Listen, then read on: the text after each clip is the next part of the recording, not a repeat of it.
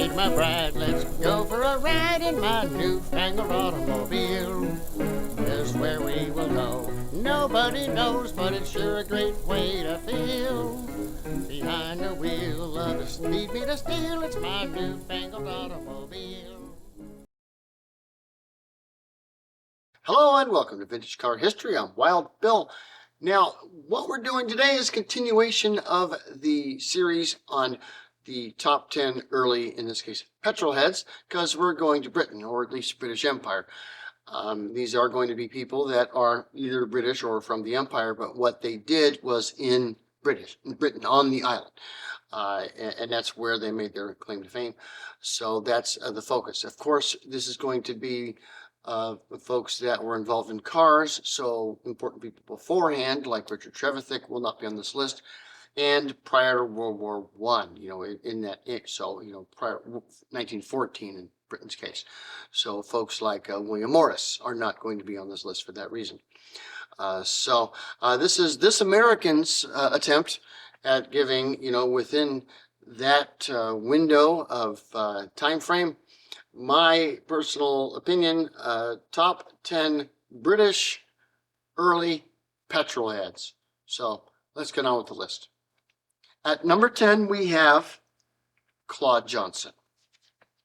Now, the reason Claude Johnson is on this list, and actually neither Charles Rolls nor Henry Royce are on this list, spoiler alert, is very simple. There's two primary reasons. Number one, there would not be a Rolls-Royce were it not for Claude Johnson. He was the hyphen between them. He was the one that actually made them and work together and caused them to be able to work together. And after the death of Charles Rolls in 1910, actually took over even that portion of it. So, and Rolls-Royce is one of, if not the most iconic of all British makes of cars. And it would not exist were it not for Claude Johnson. But it's not just for that reason. Because when you go even back before that, 1895, it was Claude Johnson who organized the very first automotive exhibition on British soil. It was him who did it. He was the guy who was noticed by none other than Frederick Sims.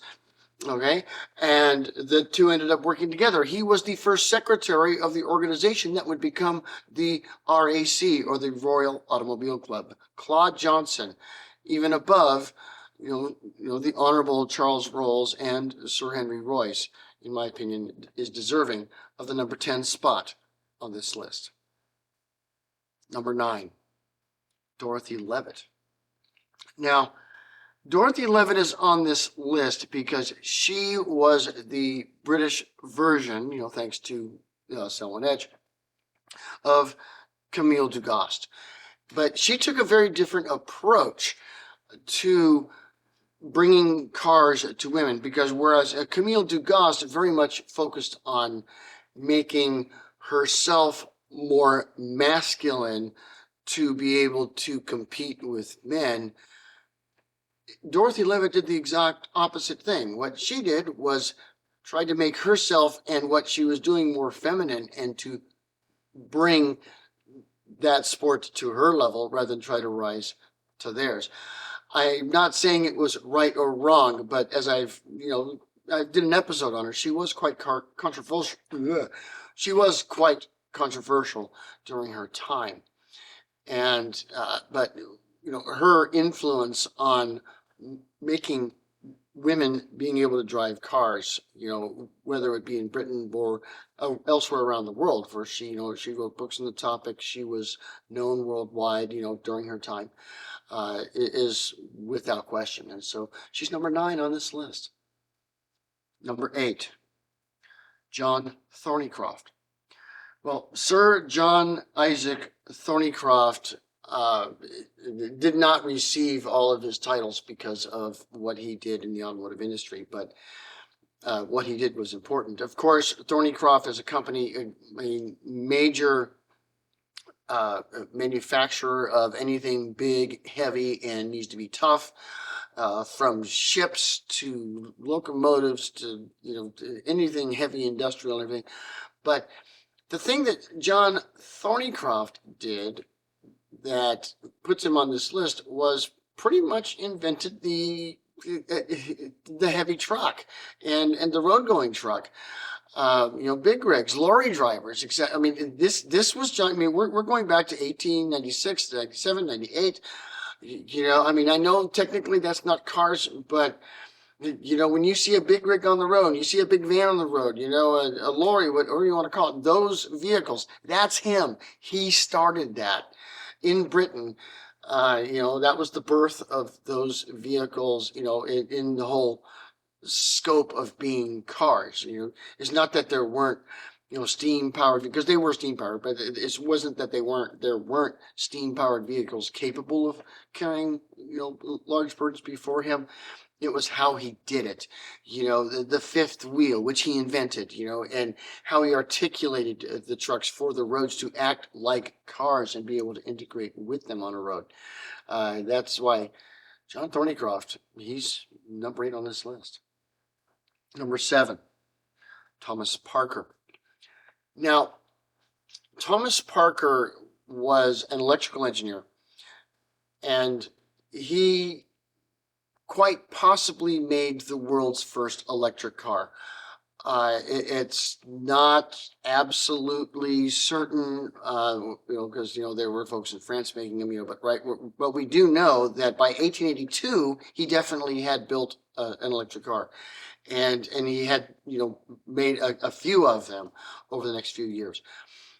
But that's not necessarily why he's on this list, even though he was one of those early pioneers. It was his work with the electric battery for use with cars that's putting him here, because he came up with the whole idea of using the lead battery, concept, but constructing the battery in such a way that it could be put in a motor vehicle, something that's going to be moving and bouncing around, because you typically don't want to have a bunch of acids and stuff, loosely out there, in test tubes and things, in a car with barely any suspension on a road that's barely a road. You don't want that. He came up with the modern car battery that was pretty much the standard in the industry up until the 80s, 90s, for a long time. So, his work was, it affected the industry worldwide. And so he's number 7 on this list. Number 6, Selwyn Edge. Now, this guy was rather larger than life, in his time. He was a salesman and a showman, a racer, was well known in the bicycle industry, got to know people like Lawson and Frederick Sims and others, Mongu Napier, etc. But he was the first famous race car driver, really famous race car driver, that carried the British flag. Yes, he was born in Australia, but that's not where he identified. In his career, he was British. And that's who he raced for. He was the first to he was the first British man racer to win the Gordon Bennett Cup, which he did in 1902. And he had, and that's just, what he was the first British icon in racing, and really brought the British public into the idea of, hey, we are a racing company, we are a racing nation, we're great. And it was he actually who first came up with the idea in 1903 of British Racing Green. And if you want more information on that, well, there's an episode here on it. But yeah. Selwyn Edge, he got Brits of car racing. He's number 6 on this list. Number 5, Harry Lawson. Now, he's a bit on the controversial side because, particularly towards the end of his career, some of his business associates and business practices became rather questionable. But there's you can look at Edward Pennington, and of course in the episode on him and the episode on Harry Lawson for more info.